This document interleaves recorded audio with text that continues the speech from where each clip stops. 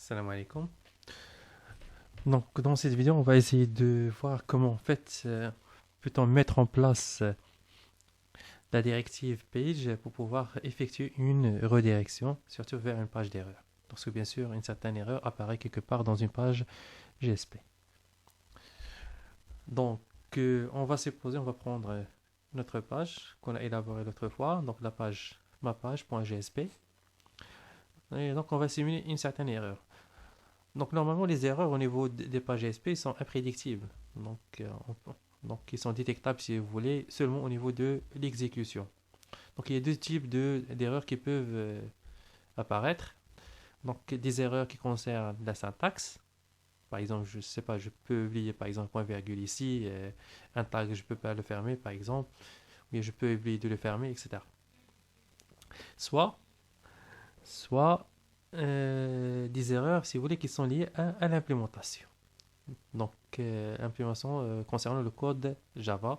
Donc, des exceptions qui seront relevées, si vous voulez, et qui ne sont pas gérées par le code. Donc, à l'exemple ici, je vais par exemple simuler une division par 0.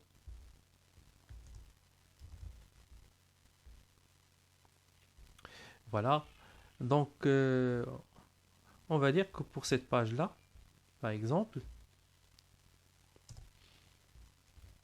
on va spécifier, si vous voulez, pour cette page-là, toujours on va utiliser, comme je l'ai dit, la directive page.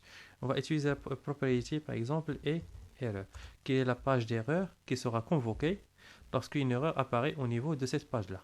Donc, par exemple, la page, je vais la nommer erreur page.gsp. Donc, la voilà, error page.gsp. Donc, cette page contient tout simplement un message qui permet de me dire qu'il y a eu une erreur.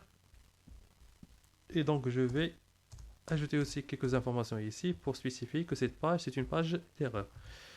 Donc, pour cela, toujours, je vais utiliser la directive page et là, je vais utiliser la propriété isErrorPage. Donc, je dois la positionner à true. Voilà, on va la configuration qu'il faut faire. Normalement, si j'utilise pas ceci et lorsqu'une une erreur est apparue au niveau de l'exécution, donc le serveur va nous informer par cela en envoyant, si vous voulez, un rapport qui contient l'erreur 500, ça veut dire erreur côté serveur. Donc on va essayer de faire, je vais essayer de redémarrer mon serveur.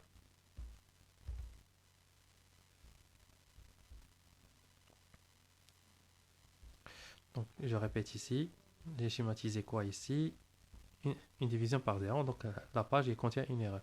Automatiquement l'erreur est détectée côté serveur, il va nous faire une redirection vers la page erreur page.gsp qu'on vient de configurer bien sûr ici, qu'on vient plutôt de configurer comme une page aussi d'erreur en utilisant bien sûr la propriété isErrorPage. Donc je vais, bon, voilà,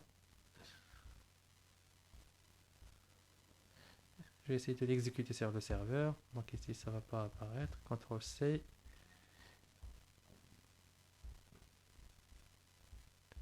Voilà.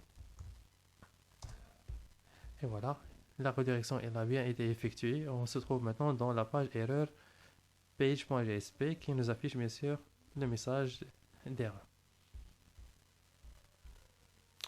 Et merci.